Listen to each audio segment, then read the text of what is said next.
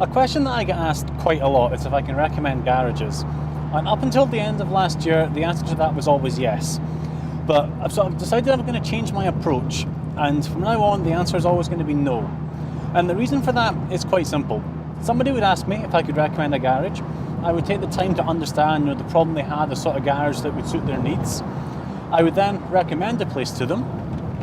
What would inevitably then happen is the person would then have a look online or speak to other people or whatever it is they did, and then find another garage that, for whatever reason, they felt was a better match. Which is fair enough, right? People are free to take their car wherever they want. So they would take their car there, and then what would end up happening is they would do the work, the person would leave, and they, generally speaking, would be quite happy with the work that was done. And then a short time after, the car would have to go back to get the work done properly, or in some cases it goes away on a recovery vehicle to go to another garage who can actually do the work properly. And then the thing which would really wind me up with it is, to most sane people, someone who's had an experience like that with a garage, they would say, well, I'm not going there again, I shall trust the Carbon Garage recommendation next time round. Except they go back to that garage and then the same thing happens time after time after time. It's a bit weird. So I don't recommend garages anymore because it's just such a massively frustrating experience. However, what I am willing to do is to spend a few minutes just now explaining to you what I personally look for when choosing a garage. And I should start by saying that when we're talking about garages here, we're talking about the sort of place that I would take a car like the TVR to, not the sort of place that you would take your Toyota Corolla for an oil service. So the first sort of sign for me that a garage is going to be good, they're going to do good quality work for a sensible price, is that they have good relationships with motorsport. And the sort of thing I mean by that is, ideally they have their own race team. Preferably with the sort of car that you're getting your work done on. So in the case of the TVR, if there was a garage that raced TVRs, that would be a really, really good sign for me. If there's not one that races TVRs or one that races something else, preferably something kind of similar, again, that really reinforces that this garage knows the sort of thing, that they should be doing. And what I think the garages that have this really have is a good understanding of not just how to bolt bits on and off cars, but how to actually properly troubleshoot things. They're genuine engineers rather than just mechanics. So you can go in with a problem and they can properly troubleshoot it rather than just saying, well, it's probably this, so we'll just unbolt that part and put this new one on and then give you a £1,000 bill for a brand new part.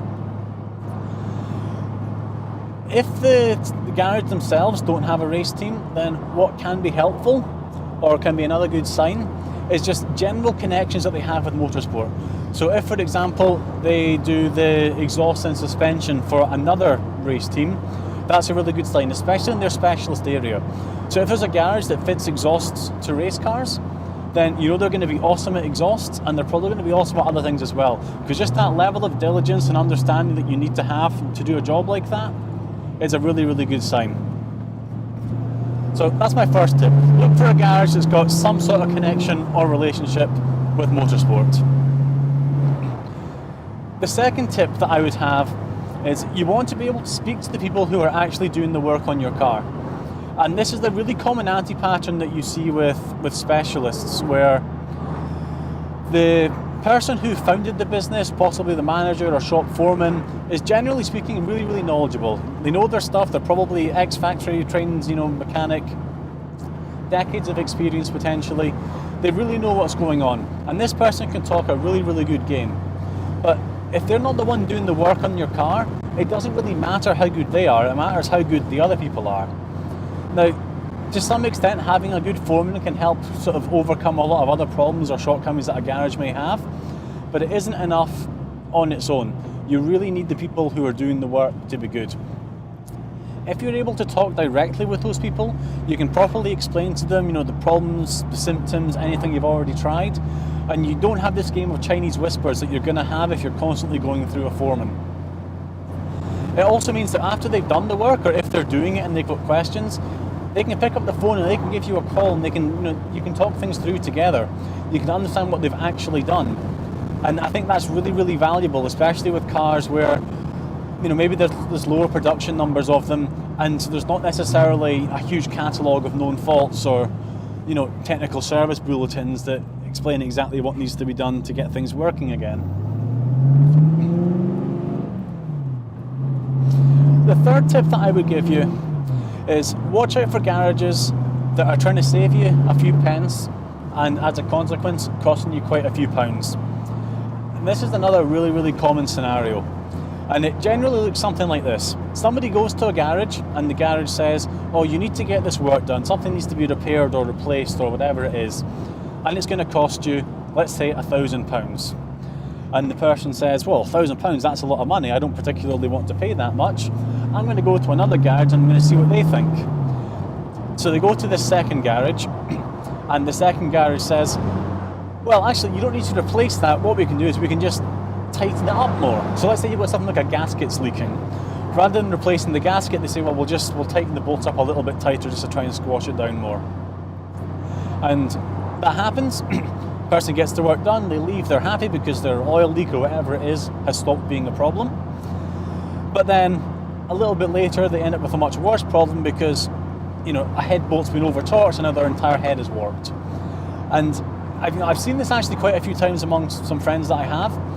And it's just a stupid, crappy way of doing things. It costs you so much more money and so much hassle in the long term. Find a garage which is going to do it right. These are sports cars. You're going to have to spend money on them, and if you're not willing to spend money, then frankly, you shouldn't be running them. It's as simple as that. That's not to say that you should waste money, and by all means, get a second opinion if there's something that you think a garage has got wrong. But be really, really skeptical of anybody who's doing things to save you money. The final tip that I would give you is around recommendations. And it's a little bit ironic that I'm saying this, but the main thing I would say is that the majority of people, especially those who write reviews on Facebook or on Google or wherever, don't have any of the knowledge or understanding of skills that you really need to be able to then endorse a garage. And for most people, they take their car to a garage, and if they get it back and it's cost them a relatively low amount of money and the car doesn't just instantly explode, they would say, yes, this is good, this garage has done good work for me. And that's a little bit like judging a restaurant based on somebody who reviews based on, was the food cheap and did it not give me food poisoning? So basically, if you go to a restaurant and you get a meal for a low amount of money and you didn't have days of sickness as a result, they would say, yeah, I would definitely recommend that place. Now, under some circumstances, maybe that's what you want for a restaurant, but generally speaking, we care more about the taste of the food, the atmosphere, etc. And to some extent, you've got similar stuff with garages. If somebody is recommending purely on price and the fact their car didn't blow up, you're not going to understand if they did the work properly, whether they did any preventative maintenance when they were in there, etc. So when you read reviews, be really, really skeptical of them. And if someone's telling you something, think to yourself, would I trust this person to do work on a car? If the answer is no, then you probably don't want to trust their opinion on somebody else who's done work on a car. And as a final thought, once you've found a good garage, keep going to them, keep using them, support them. Don't say, well, this person's good, so I'll only use them for the tricky work. Give them all of your business, all of the business that they want to do. Do what you can to support them and make sure they're going to be healthy. Also think about whether there's anything you can do to try and help them throughout the year as well. So if you've got a car which is used year-round, and let's say this is a sports car garage, try and avoid taking your car to them during the summer months when everyone else is taking their cars to them. Help them out with their cash flow. Do what you can to support these small businesses who are doing an awesome job. And if you do stuff like this, they'll do a lot more to help you out as well. You'll probably start finding you get lower labour rates, etc. from them. The other sort of general thought I would give you is good garages tend to recognise and recommend other good garages. So once you've kind of found one and you get into that sort of circle, speak to the one that you have identified as being good.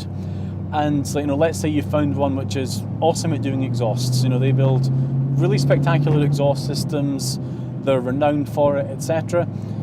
But you need a bit of suspension work done. Speak to the exhaust place and see where they recommend you get suspension work done. If you need body work done, again, speak to the really good mechanic and see where they recommend. Because generally speaking, they all know each other, they know who does good work. This is where they take their cars to. So, you know, you should do the same. Thanks for watching, guys. This has been Carbon Garage. If you like this video, click like and remember to subscribe for more. Thank you very much.